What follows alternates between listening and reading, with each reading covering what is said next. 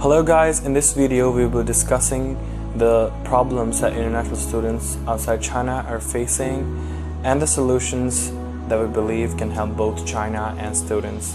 Thanks. 大家好，这段视频内我们将讨论海外学生面临的问题，以及我们认为对中国和学生都有帮助的解决方案。谢谢。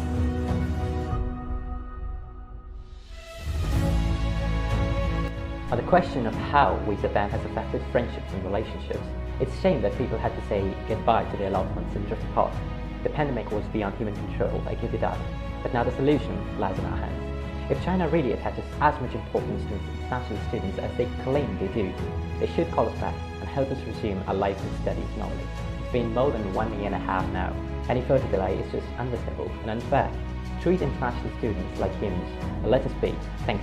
300 people who were asking the university via open letter with our signatures what is with our scholarship, if we will ever get it, if it is saved for us. And the university never gave us proper answer. They told us that we will keep in touch and they will let us know.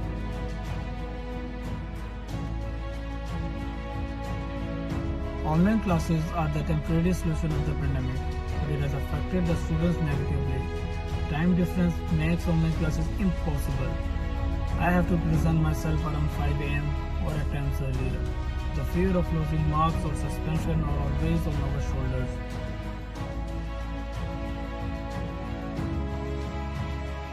I had to wake up at 3 a.m. my time or 2 a.m. and attend classes, and then at 9 I had to work my full-time job because that was the only way to support myself.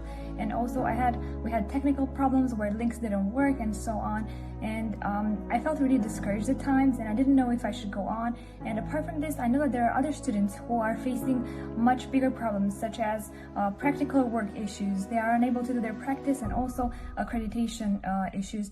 Missed practicals, the most elemental part of medicine, and paying full tuition fees is making the matters worse. Online classes is not as effective as offline. The Chinese apps are banned in India. Online classes have been difficult so far. VPNs are not working. Lectures are not accessible. I cannot talk to my teachers. My question paper gets stuck at times.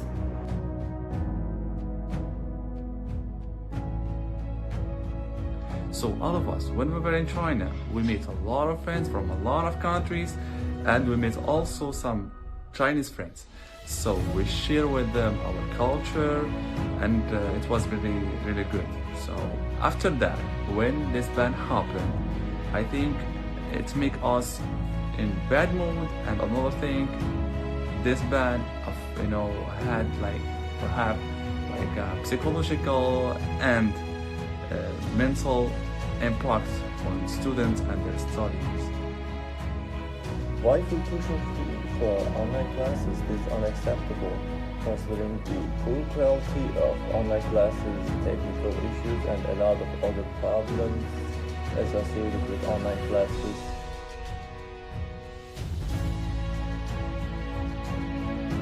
So the question here is, what is the state of your belongings in dormitory?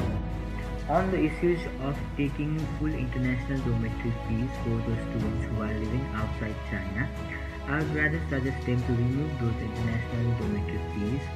I believe some of the universities have already taken the step of reducing those fees for those international students.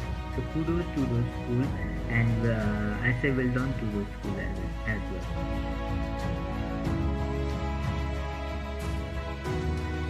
I believe that students like myself who have been vaccinated by COVID vaccine should be brought back to China by making use of vaccine passports and all scientifically established COVID-19 measures. I have taken Covishield vaccine last month in June 2021 after a long wait and not hearing any updates from Chinese authorities about which vaccine to take. Covishield is being approved by WHO and many countries around the world, and I hope China will also accept that vaccine in order to issue health passports and visas to students to travel back to China.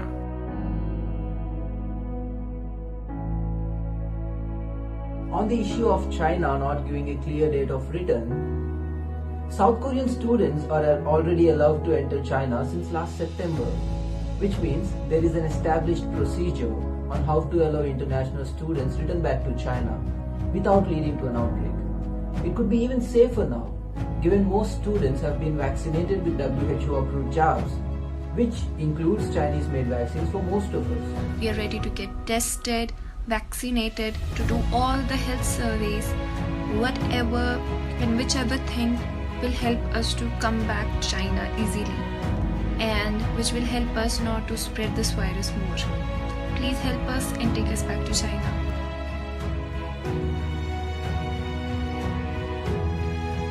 It's been more than 1 year.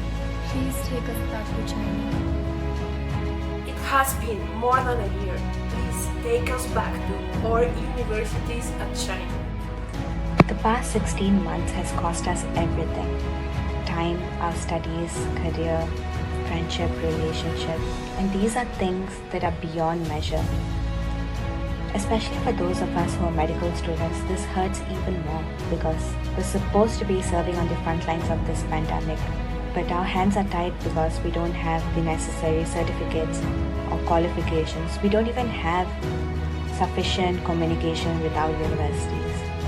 We've waited patiently all this time, but it's high time that we get some clarity from the government and from our universities. We need to be able to plan ahead for our future and to move on with our lives. So I trust that the government and the universities will get back to us with the answer and with some good news that we will be able to go back and resume our lives again.